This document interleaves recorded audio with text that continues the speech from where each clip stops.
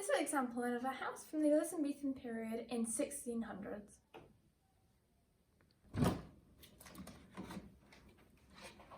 At this time, there was religious conflict in England.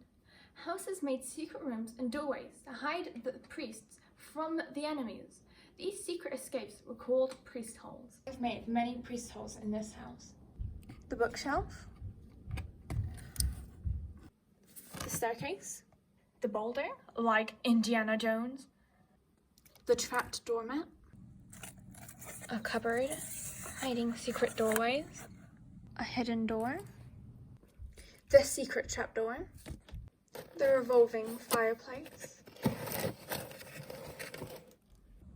secret entrance, a Mona Lisa hiding secret passage, a mirror hiding secrets, an arrow shot from the picture, spy holes in the pantry.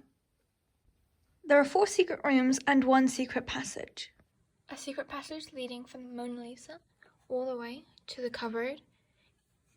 It is attached to the secret room with spy holes to the pantry and the arrow being shot through the picture. This one goes to upstairs. This one's behind the wardrobe.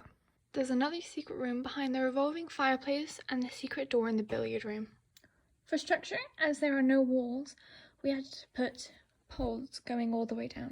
Because the floors come apart, we needed something to hold the floors in place from sliding. So we put these dowels in that poke up through the floor to hold it together. There are magnets so that we could take off the wall. There were 4 steps in making the house. Planning, measuring and cutting all the wood, assembly, and details. Although the main concept of the house is the same to modern time, there are still many differences I had to take into account when building. As they never had carpets back in that day, I had to make and design a wooden floor to place in all the rooms. The kitchen was a hard place to start because it was completely different nowadays. Nowadays we have all this technology, but they only really had a few knives and a fireplace to roast the pig. They had very dark wood back in that time, so I had to stain all of my wood to match. The pantry is a great place to start when looking at detail because they didn't have anything like technology or places to look up recipes, so they had big piles of books. When making the house, I had a lot of time to think about it, so making jokes and funny things was very enjoyable. One being the sock on top of the bookshelf. The sock represents the sock that you lose in your house and are never able to find. I also added things like a book and glasses on the coffee table and a blanket on the settee. One of my first projects was this suit of armour. It took me 6 hours and is made purely out of tape.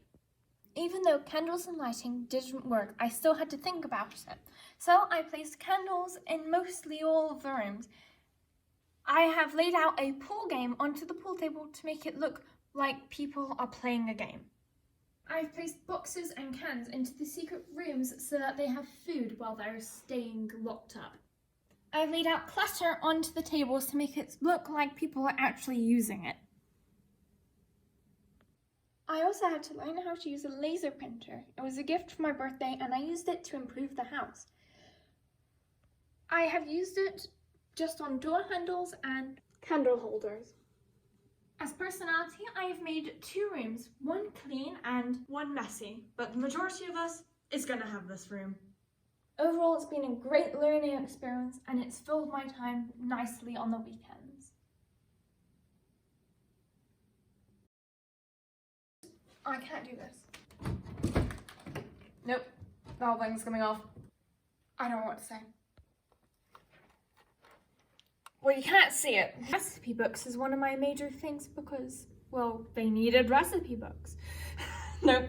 In the secret room, I put boxes of supplies and a chair and table you can sit at, so it represents the secret room. I can't do that.